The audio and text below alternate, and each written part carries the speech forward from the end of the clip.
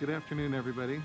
Hi, my name is Mark Smith. I'm the chairperson of the Mayor's Commission for Citizens with Disabilities. I want to welcome our television audience, um, our guests, our interpreter, and members of the commission. I do want to inform you, and I'm very pleased to inform you that this will be rebroadcast on Channel 18 on 7 p.m. on Tuesday nights on Cox. It's also can be viewed on the .com YouTube channel of the cities, which can be found on the mayor's office. There's archived videos of our meetings, and this meeting and other meetings can be seen at the Disability Commission's website at www.cityofomaha.org. Click on the Mayor's Commission, and then click on the Disabilities Commission. I want to do a reminder, of why we're here, and this book is not cooperating. The objective of our commission is to promote quality of life, accessibility, equity in all aspects related to the city of Omaha on behalf of those and in cooperation with those citizens who experience disabilities and their families. To this end, we advise the mayor, the city council, city department heads, and other personnel on issues of access, representation, employment, housing, quality of life as it affects citizens with disabilities and their respective families. We attempt to and try and work to serve as a resource for Omaha citizens with disabilities and their families to bring concerns forward and find resolution regarding issues that affect them. I can say that in our pre-meeting, we had a discussion about a situation that we're going to be working on probably in the next month or so. So we're putting our money where our mouth is, so to speak. We try and publicize the role of the Mayor's Commission to people with disabilities in the city and to assist employers, housing representatives, business owners, engineers, architects, and others who have a role in bettering the life of Omaha citizens. We work to promote awareness of the general public on the capabilities, needs, and desires of people with disabilities. We work to publicly recognize the effort of employers, businesses, schools, organizations, and others who've demonstrated outstanding support in their programs and services for citizens with disabilities. We work to advocate for accessibility and implement plans and projects to improve services for people with disabilities in Omaha, and we review and implement plans and projects for advocating for people with disabilities in the city. Switch back to the other page. I want to inform you it might be a good idea to have a paper and pen handy to take notes at the end because we'll be having some announcements.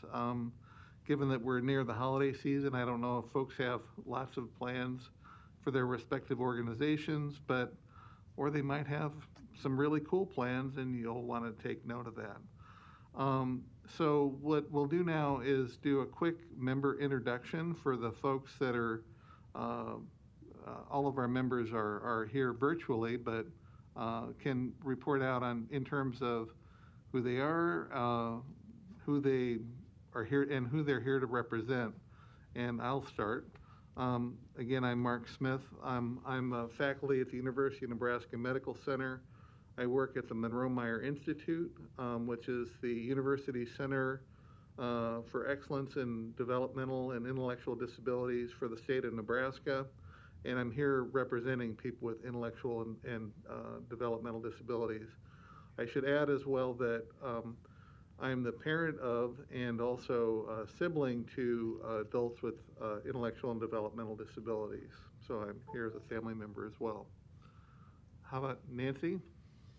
I'm Nancy Floro, and I work with the Nebraska Commission for the Blind and Visually Impaired, and we serve individuals that are visually impaired, blind, and deafblind. Thanks, Nancy. Megan?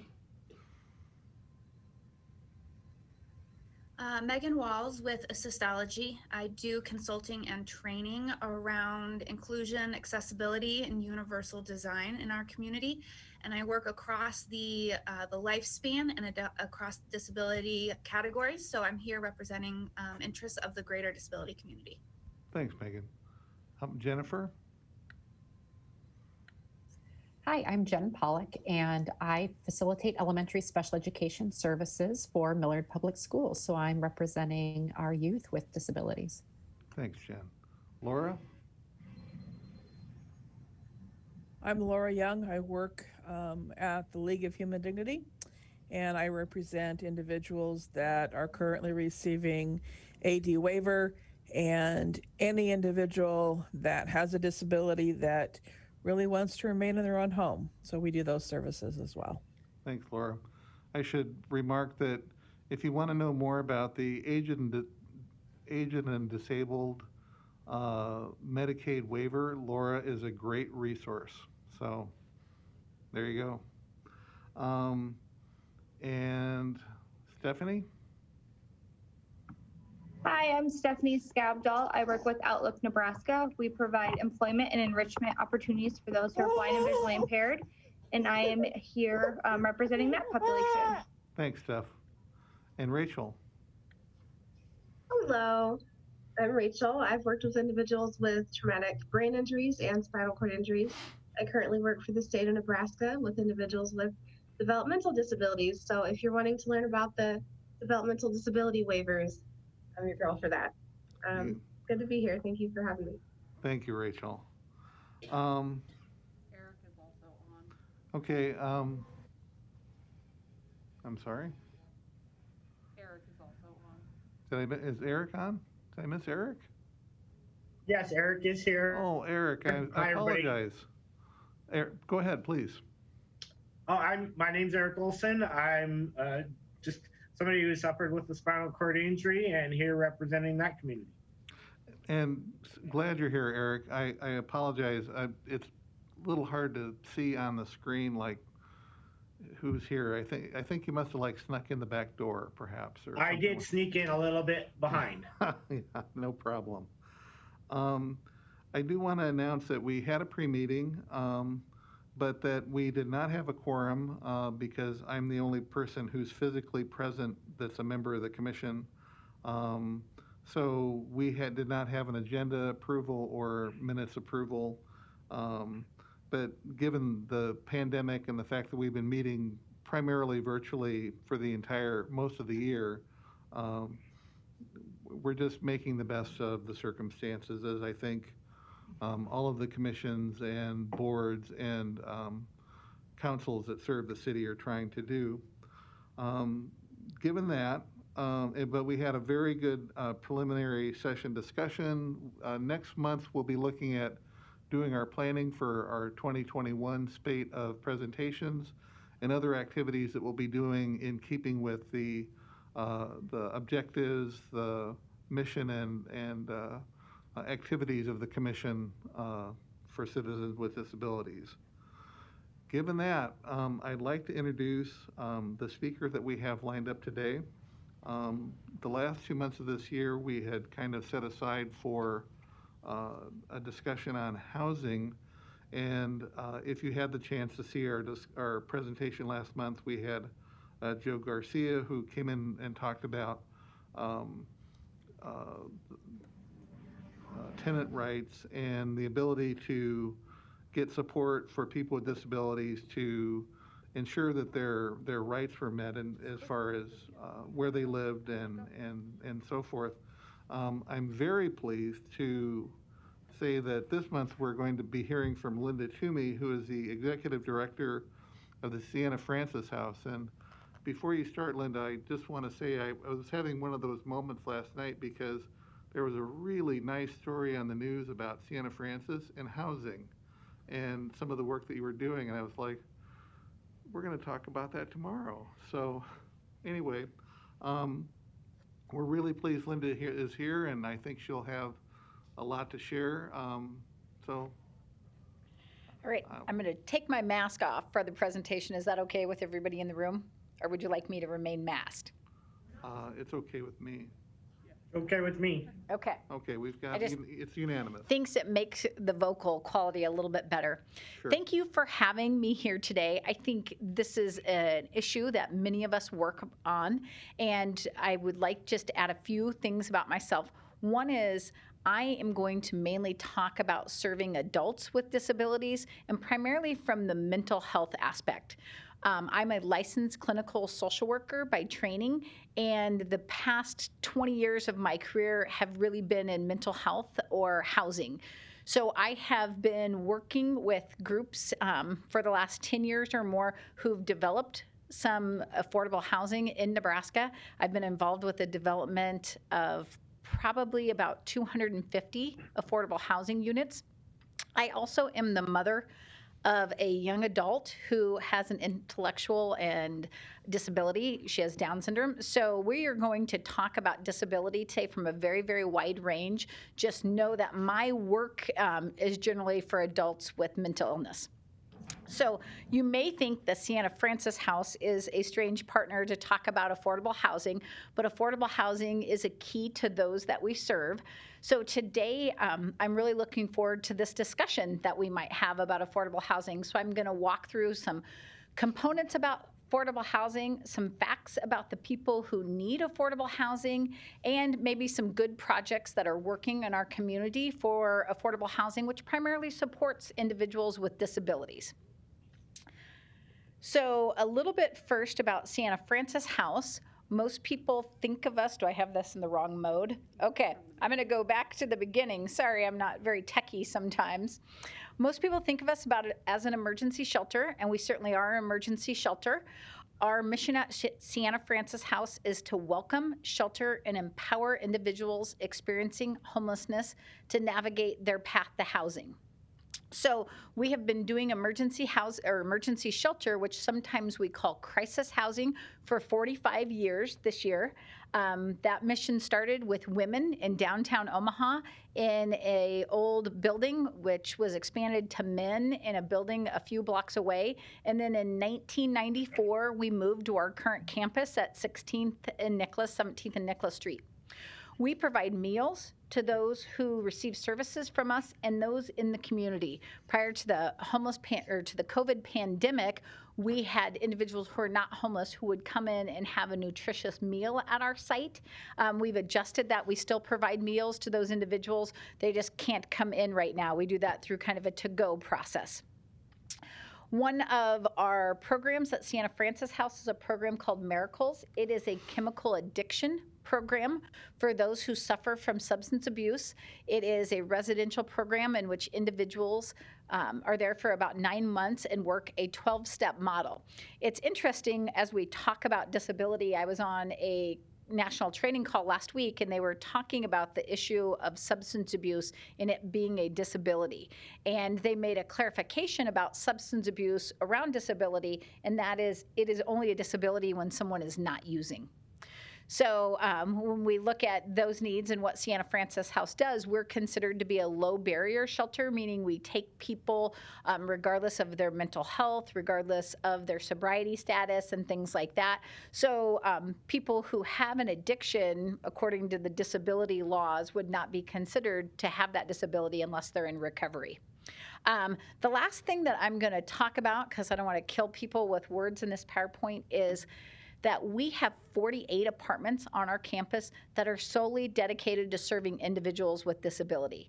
Those individuals in those apartments are people who have a primary, mostly of a mental health disability. They also have physical disabilities, but they also were chronic homeless before they entered into our apartments. We've had those apartments since 2012. And we are working on more housing units for individuals who are disabled, and we'll talk more about that throughout the presentation, or really at the end of the presentation. So that's a little bit about Sienna Francis House, again, and what we do, and that we have been in this affordable housing arena. So a little bit more about us is, overall, we serve about 3,000 individuals annually. 29% of those individuals have a physical disability. 6% have a developmental disability. Sorry, I had a pop up on the computer. Sorry about that. Most of the individuals with developmental disability or individuals who are aging out of foster care or the system, they generally are individuals who are less than 30 years old. It isn't a high percentage of individuals that we serve, but we do provide services to them. Our most prevalent disability is mental health issue at almost 50%, alcohol abuse at 10%, drug abuse at 13%, and both alcohol and drug abuse at 20%, and having a chronic health condition, 11% report that. This data is all based on self-report. It is not based on clinician or doctor diagnosis. It is what people tell us at intake. So probably these disability numbers are smaller than they're a little bit smaller than what is actual because people tend to underreport disabilities. When we talk about affordable housing today, we really want to have a conversation that's inclusive. There's lots of different disability groups. The commission, during introductions, talked about the various sectors or target populations that they represent. So we have some shared goals for housing, regardless if you're an adult with a disability, a young person entering housing with an intellectual disability. We want there to be choice in housing. That's a fundamental belief. We want housing to be individualized. So we know that one housing model or one housing plan will not fit all. I'm a big believer in continuums. We need lots of different opportunities for continuums for housing. So individuals, safe and appropriate. Everybody wants to live in a neighborhood that's safe, wants to have appropriate housing where everything is working, and that it follows the 30% income rule, that people are not overpaying for housing, which we will get into more as we talk about affordability. And the last one is that there's a focus on community integration, that no matter what type of housing someone has, that they're part of that community, they have opportunities to worship, to grocery shop, to enjoy the parks, and the perks of being in a community. So those are some of our shared goals about housing, whether it's from the Santa Francis House or any of the organizations that are part of the commission. A little bit about data that might set the stage for our discussion about affordable housing, and that is many people who have a disability have no income because they've not been awarded SSI or have any income related to their disability, or if they do have SSI, their annual income is under $10,000 a year. So when we look at affordability in housing, Nebraska has the 47th highest rents in the country out of 56 states and territories. That puts them like in the 85th percentile for kind of lack of affordability. In the Omaha metro area in 2019, fair market rent of a studio is $623. For a one bedroom, that's $744. I focused particularly on those two housing types for two reasons. Most of the individuals we serve that experience homelessness at Santa Francis House are single individuals. And I think most of the time when we talk about people with disabilities, we're talking about housing for single individuals. Now, I will say the data about Omaha's affordability of housing is not good. However, we are somewhat lucky because there are many housing markets in the country where fair market rent exceeds the SSI amount.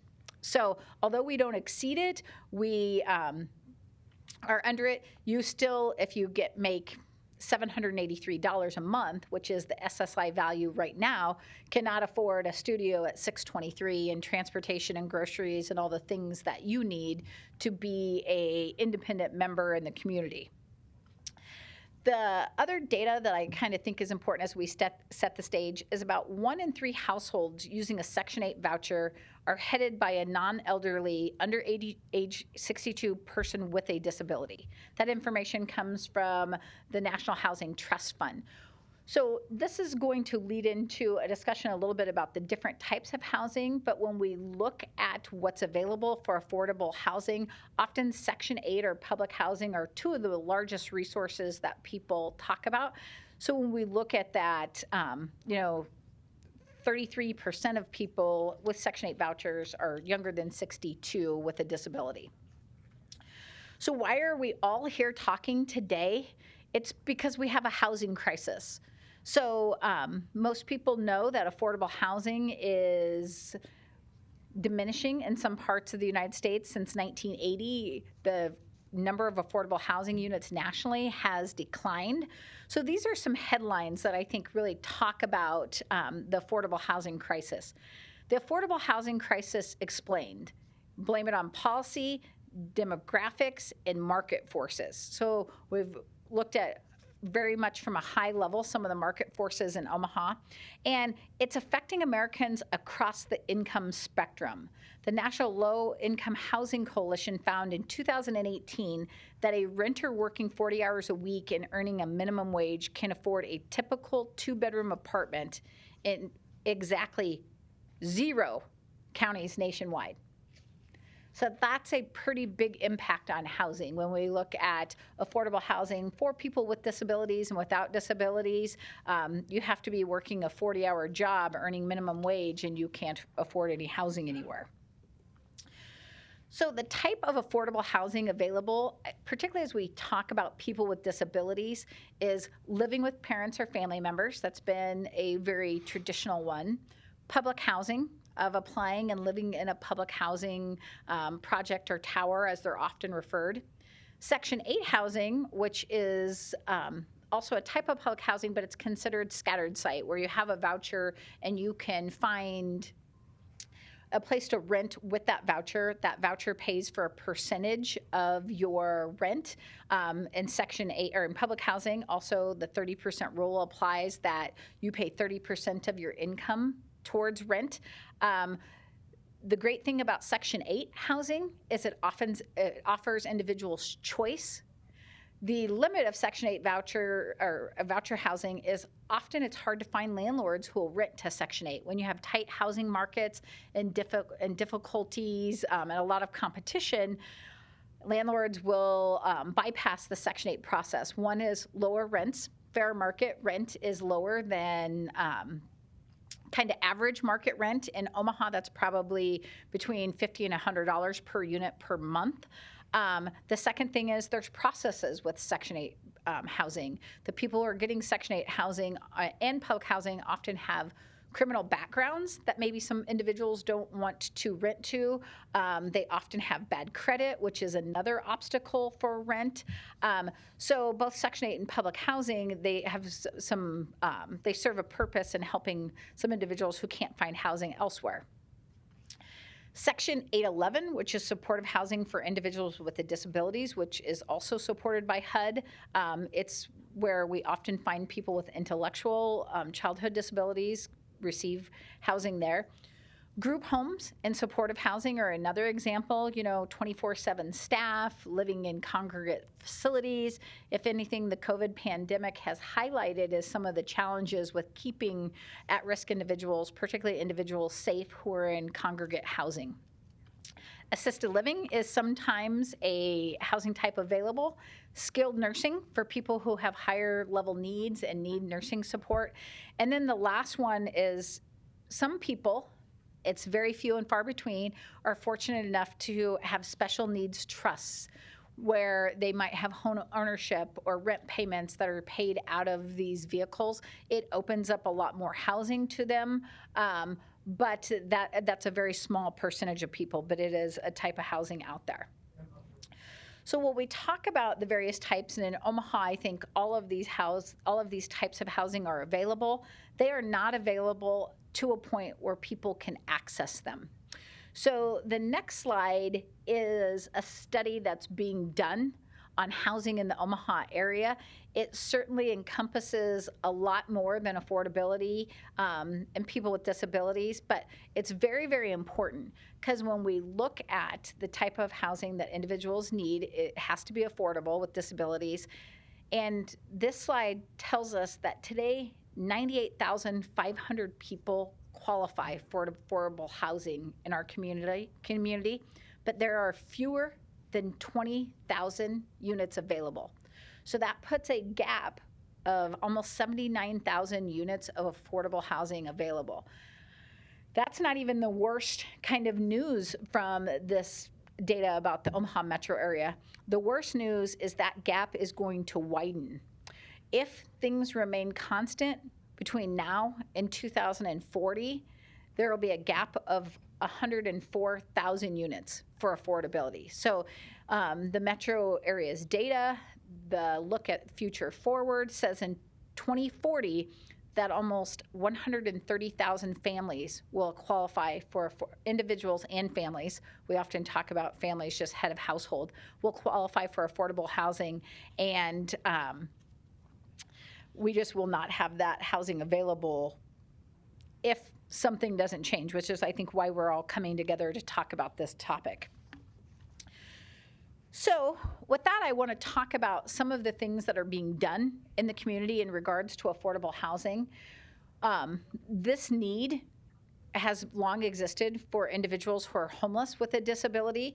So in 2012, the Siena Francis House opened the Siena Francis Apartments.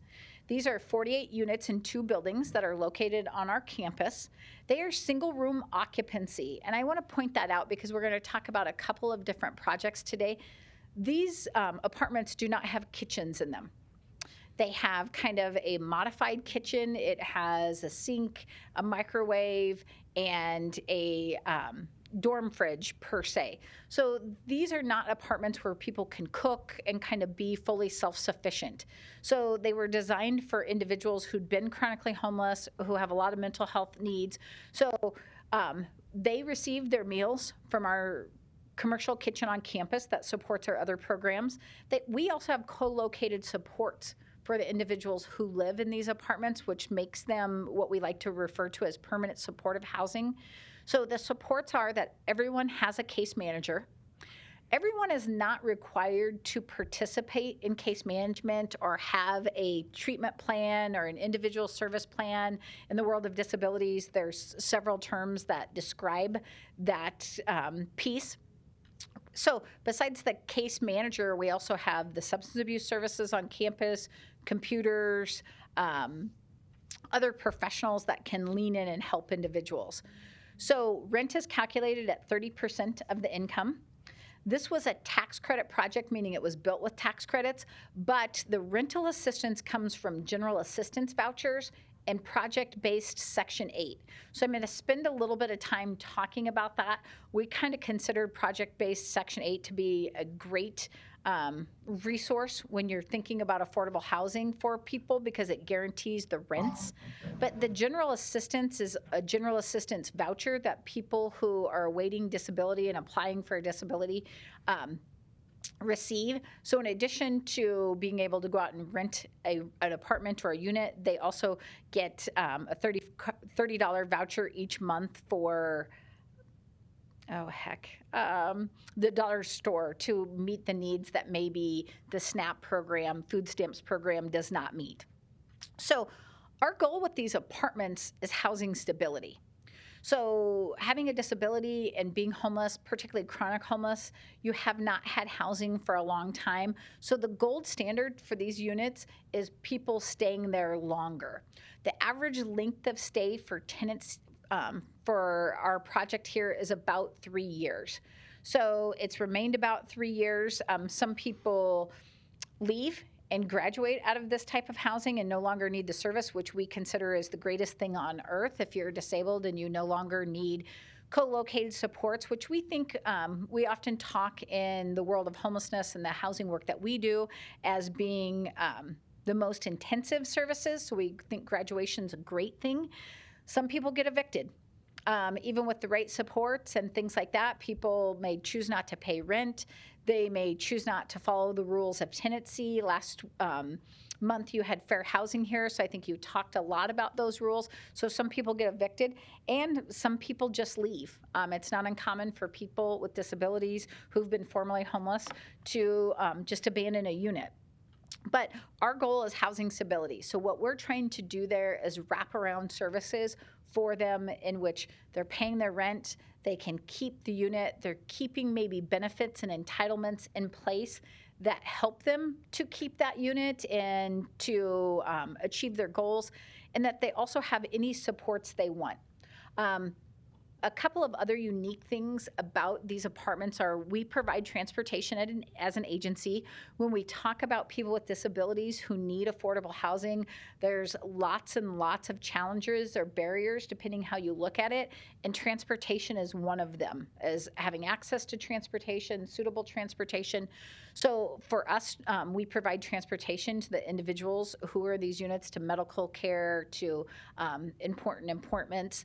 The other thing is that these units have a co-located community room in each of them, so people can get together with their neighbors outside their apartment and have space to do that. It also allows us to have activities for them, which are important for individuals with disabilities.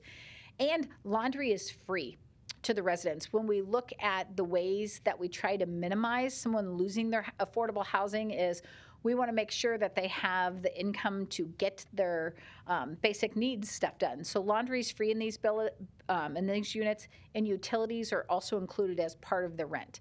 So it ensures that, hey, if I can't pay my rent, it isn't that I can't pay my rent, I can't pay my utilities, or I got my water shut off or my electricity shut off, now I'm going to lose my housing. That's also included as a central component of our apartments.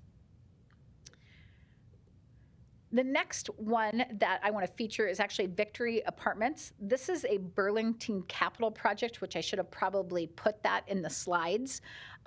Victory Apartments opened in 2013 at 819 Dorcas Street. It opened with 90 apartments for veterans.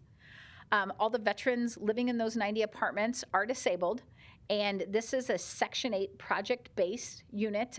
They just added 60 more units just a few months ago here due to the need in the community and the success of this project. So the first 90 units are project-based with the Douglas County Housing Authority, and the second the second 60 units are project-based with the Omaha Housing Authority, and then the VA has a project with HUD that they call HUD-VASH, that some of those units are HUD-VASH supported. So another essential component of this project, and I worked on the development of this project when I was at the Department of Veterans Affairs with Burlington Capital, is that they have co-located primary care. When we talk about housing for people with disabilities, we often talk about the overlap between the health component and the needs. So this has a co-located primary care clinic in the project. It also had case management, transportation assistance, laundry. Some of the other things that we talked about that are in the Sienna Francis House project are also happening in Victory Apartments. The community space. In each of these projects for individuals with disabilities, I'm a big advocate for the community space, area where people can get together, be with their neighbors, have coffee, socialize, those events. It's highly needed. It doesn't replace the ability to go out and go to church in your community or to be involved with other places, but it makes it very accessible. And then the last project that I want to talk about is one that we're currently working on at Sienna Francis House, and we're calling this project the Cottages. The Cottages will be located, if everything is approved, we're in the development processes with city planning and city council. So this is really a project that's in development right now. So they would be located at 16th and Charles Street and would go up to Clark Street. Between 16th and 17th. This is outside of the Sienna Francis House's campus, but pretty adjacent to us. We think that's really important because as we provide housing to people with disabilities, there's a lot of efficiencies that we get out of our campus. But this is a unique project. It's the first kind of tiny homes. We like to call it the Cottages. It sounds a little more dignified than tiny homes. Project in Nebraska. So what we're proposing here is 50 tiny homes. They will all be 300 square feet or less. This is a picture of kind of the layout. So if you're looking at the right-hand side of your screen, that is 16th and Charles Street on the south, which would be the south of the project. And if you're looking at the upper left, sorry, I don't have a pointer or anything, that would be Clark Street. So on the bottom right, you can kind of see a community building flanked in the trees there. That gray building is a house that is existing in the neighborhood. The owners are not interested in selling the house, so right now we're planning the development around the house. So if you want to know what that gray building is, it's actually a house. On the east side of the community building would be parking and trash receptacles and things like that. And then the rest of it is clusters of cottages. So each cluster is meant to be kind of a smaller community, privacy, and it's meant to be a walking community. So I'm going to go to the next screen. So we're working on this now. We hope to get City Council and City Planning approval in first quarter of 2021.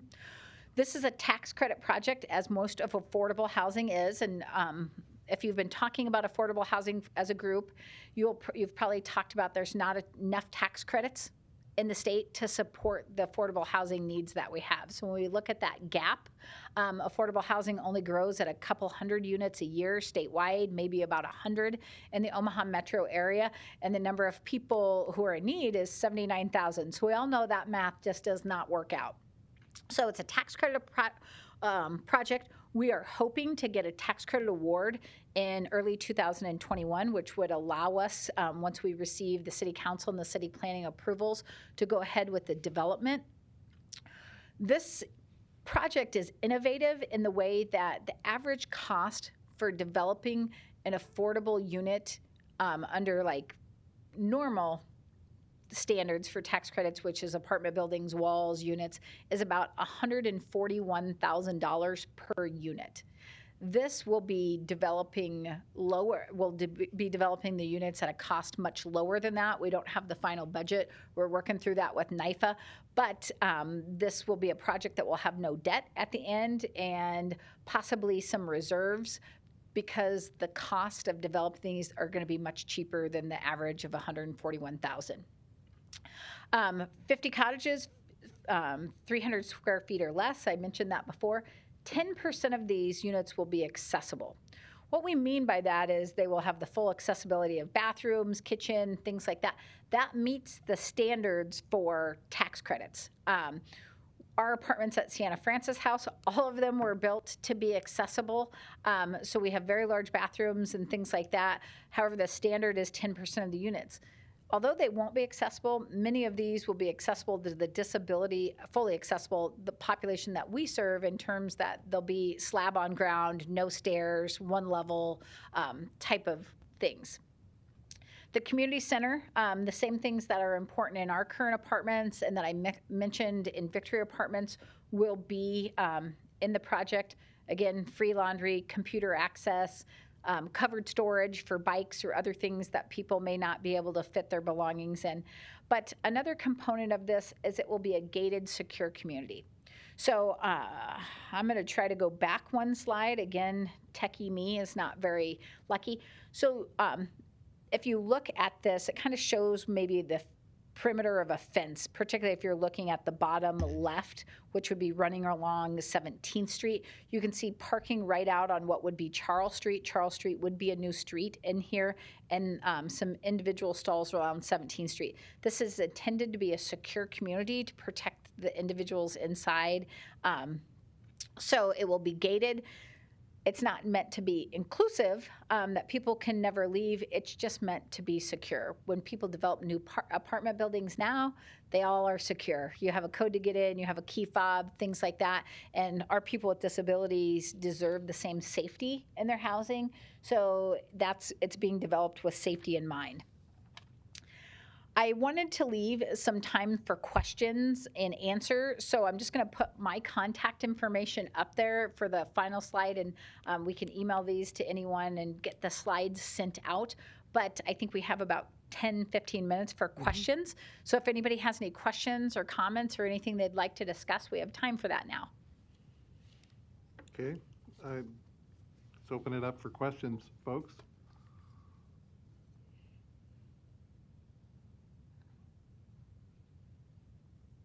I was curious as to what brought you to that field that crosses between social work and working in housing. I just find that really interesting. I'm wanting to go into, well, I'm in the process of getting my MSW actually myself. Well, I was a social worker primarily working in mental health, and I happened to be at the Department of Veterans Affairs in 2008 when they made a large commitment to ending veteran homelessness. And I think this is a great discussion for this group because the VA has reduced veterans homelessness dramatically. I almost want to say 50% or more. And partly is that has been the investment nationally in this HUD-VASH program, which serves veterans with disabilities. It gives them Section 8 vouchers and things like that. That's been widely the success of that program. But at the time, we knew we needed more housing. We also knew we needed various types of housing. So we were used to doing transitional housing. Go somewhere, get services, supports, graduate, and then we would kind of hope you make it, right? That was the primary type of housing and homelessness besides emergency shelter. And the national data, the national studies just were not supporting that to be effective. So what was found to be more effective is housing with supports, individual apartments, apartment complexes, things like that.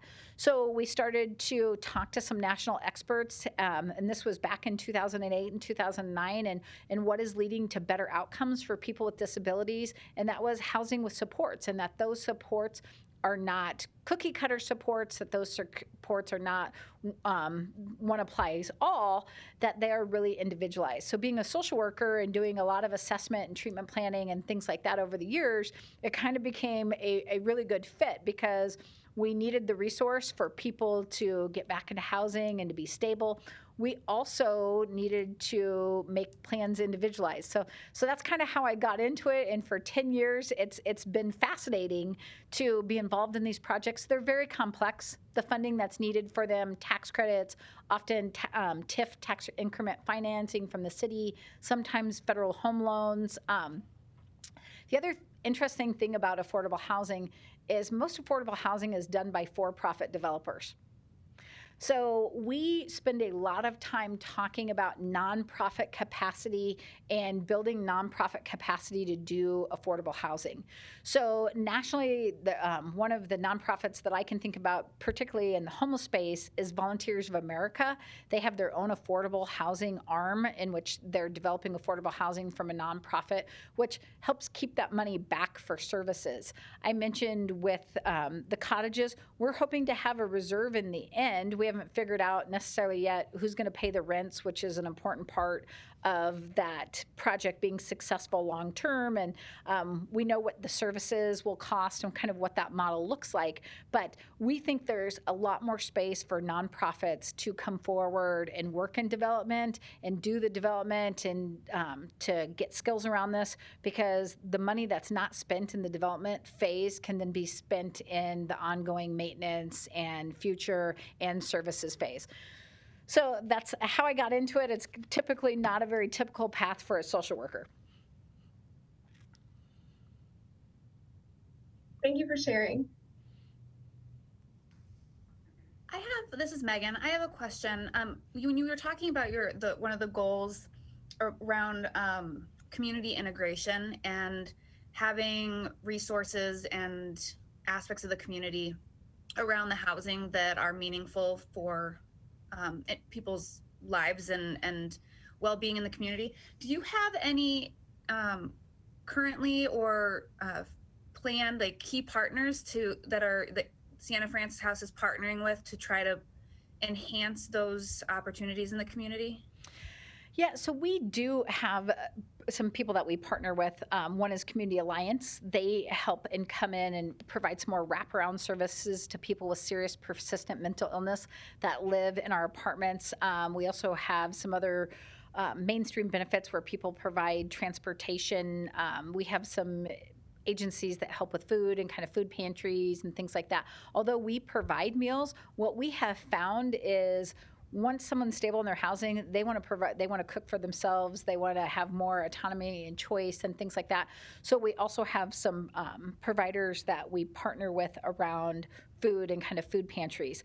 Now, it's interesting because when you say community integration, I often joke that if we're really focusing on the community integration that our clients want, particularly primarily when we look at homeless individuals, we serve more males than females. So this is an example that I'll use.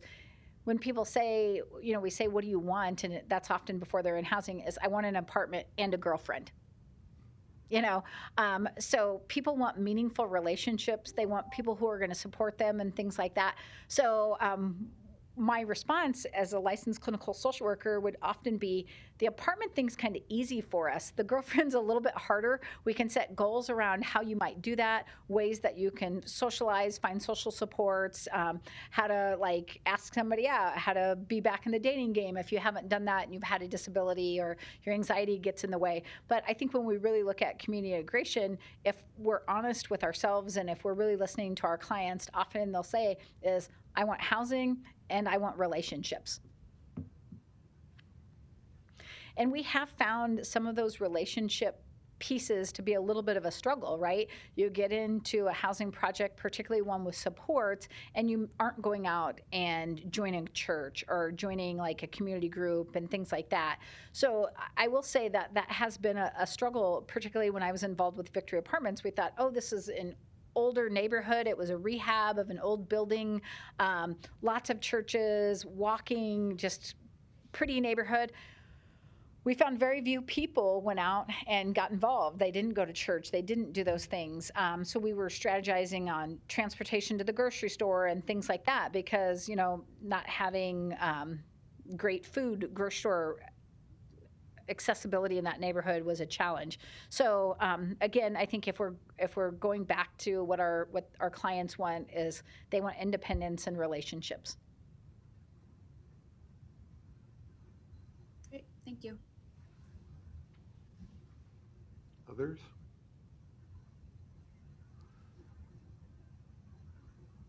Well, one thing I'm just really curious. Oh, go ahead, Rachel. Is there or will there soon be a specific floor plan for the cottages? Yes. If you would email me, I can email that to you. We have a couple different floor plans. We want it to look like a community and not necessarily a cookie cutter neighborhood. So we have a couple of different floor plans. I didn't know how much time we would have today and what people's interest would be in that, but I can definitely send that out to you. If people are interested, there are 3 different floor plans in the development. Yeah, the thing that I was gonna, as we had talked about earlier, Linda, you had talked about the importance of services coordination and having somebody who's able to kind of support the individual housing. This is a 2-parter. That's the first part, but the second part is, what would you see the role of the commission? I'm sensing you saying we need to really do something because we're behind now, and we're looking at a worsening trend. And so, if on your wish list you said the Commission for Citizens with Disabilities could always, what would that be? Yeah. So I think from the commission standpoint, particularly someone who's been involved in the development of these, is we may possibly be looking at things from one disability lens at a time. Mm-hmm. I say that because the disability lens that I primarily look through is mental illness. The disability for someone who's blind or has low vision, they have different needs maybe in units than necessarily that we develop for. We have the 10% accessibility piece. In 10 or 15 years now, will that look the same for our community? I think those are places that the commission can help with. I'm going to expand on that a little bit more. When I was at the VA, one of the things that we were looking at is 10 and 15 years out. Veterans were experiencing severe disabilities in which they were not able to perform their activities of daily living or their independent activities of daily living at a very young age. So if we see that trend kind of coming in the general disability world, maybe we need to start thinking differently about how we build structures that are going to be around for 15, 20, or 30 years. So I think more eyes, more inclusivity in the project development and kind of thinking about things from other lenses. That's one of the things I think the commission can help with. It's very interesting that last month Fair Housing was here, because one of the things that we spend a fair amount of time doing is not with the people in our apartments, is talking to people who are in the community who are maybe being evicted because of their disability, or they feel their leases are not being renewed because of their disability. We've seen that as maybe a common thing with people with mental illness. It comes time to renew their lease, and their landlord's like, I don't renew your lease. Although they don't have to, and they don't really sometimes have to disclose why, it might seem that the person who's really paranoid and thinks someone's getting into their fridge and things like that, and then their lease doesn't get renewed, is probably a coincidence more than it is anything else. So it may be, general education. I think more resources when we talk about, who do we work with.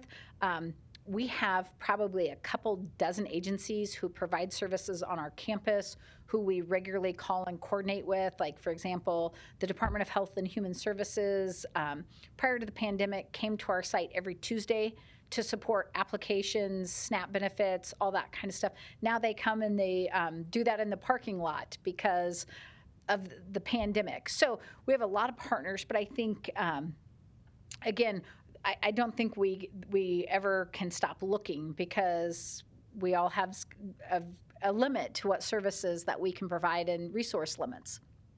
So that was the first part of the question, was about what can the commission do.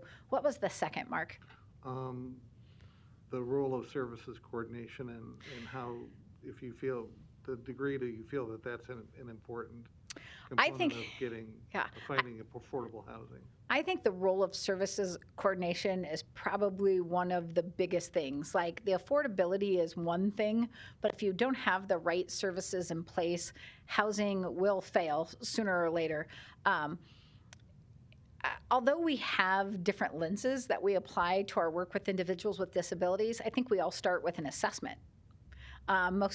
Most areas, like mental health, although one agency may have a different assessment, they're probably all have some pretty common tenets of that assessment. Same for individuals with disability. Oh, you're aging out. VR is going to become involved. We're going to talk about housing. What can you do by yourself? Things like that. I think that's the key point, is those assessments, really understanding the individual's needs, really wrapping those services around each individual. As a parent of a young person with a disability, my husband and I have decided her housing plan for the near future and maybe the long-term future is to stay with us. That's just what we feel is right. If it wasn't right, that individualized plan would be very, very important to her success. And because we don't want to do cookie cutter services, most people will stop services, get out, avoid services if they feel things are being applied to them that don't have value. So we really have to listen to the people that we're serving. What do they want? What's adding value to their life? And not be necessarily applying our judgments so much to say on what people need. I think that's a big piece of it, but that service coordination is so important. I know League of Human Dignity is here. Although we don't do a ton of work with them, we do find ourselves doing work with them. It's often people who are in the emergency shelter who need a waiver, maybe a higher level of care, and they're not kind of elderly yet and fall into that range of people 62 and older. So it takes really a lot of partners. The adage might be, it takes a village, and it really does, with all the services that individuals with disabilities should have access to and deserve access to. I think that's the other thing that we're talking about, is dignity. It's dignity to have housing. It's dignity to have health care and the right supports. And at the end of the day, we want to create an inclusive community where everybody has dignity. Thank you. Well, I think we're winding down. It's getting close to that time. I want to thank Linda Toomey, the executive director of Sienna Francis House. Just on a personal aside, I see Sienna Francis House as one of the jewels of the city of Omaha in terms of serving people with exceptional needs. So thank you for the work Thank that you you. do, and please, and thank you for the very thought-provoking discussion that you brought to us. Um, I think you came as advertised. How about that? So thanks very much. Thank you. Yeah, I wanna also, this is Laura. I also want to thank you for your presentation. It always is eye-opening to me. And we have worked together on a couple emergency consumers and have able to find them supports they've needed because we both worked very hard and honestly really appreciate that. Yeah, one of our common sayings is this work is not easy, and I think we're all in it together. Right. And I just want to thank you for the presentation, but I also want to say that I think that we all need to lend our voices to these statistics that you shared with us today. I mean, I knew that there was a housing crisis, but when you painted this picture, I think that this is, and where we are in Nebraska, I think it's something that we really need to echo, everything that we learned today.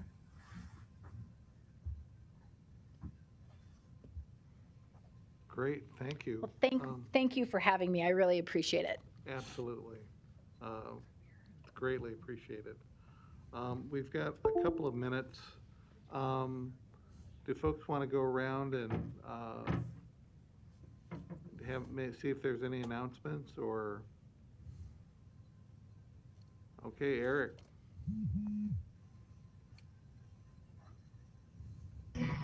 I'm sorry, Mark, I can barely hear you.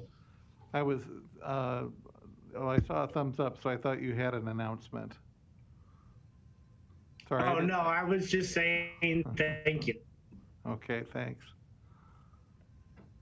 Others, any announcements? This is Nancy. I don't have anything. Thanks, Just to Nancy. wish everyone a really wonderful holiday season. Great. And this is Laura. I'll echo what Nancy said. Everybody have a great holiday season. And honestly, may 2021 be a much better year as we, come into vaccines and hopefully not being able to be stuck in our places of employment or home. Very good. Others? This is Stephanie. Nothing from me. Just everyone have a great holiday. Thanks, Steph. I got closer to the microphone for Eric, so hopefully you can hear me. Yeah, same here, everyone. Thanks, Been Rach. an awesome year with you guys. Looking forward to next year as well. No announcements from me. Thanks. Greatly appreciated. Take care, everybody. Merry Christmas. Same to you, Eric.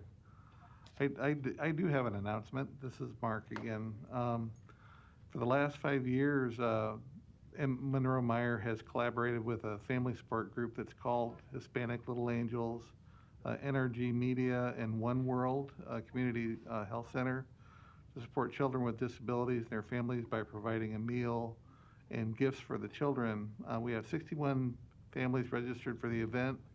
It's going to be a drive-through. I don't have a date for that, but it'll be available on the website unmc.edu/MMI.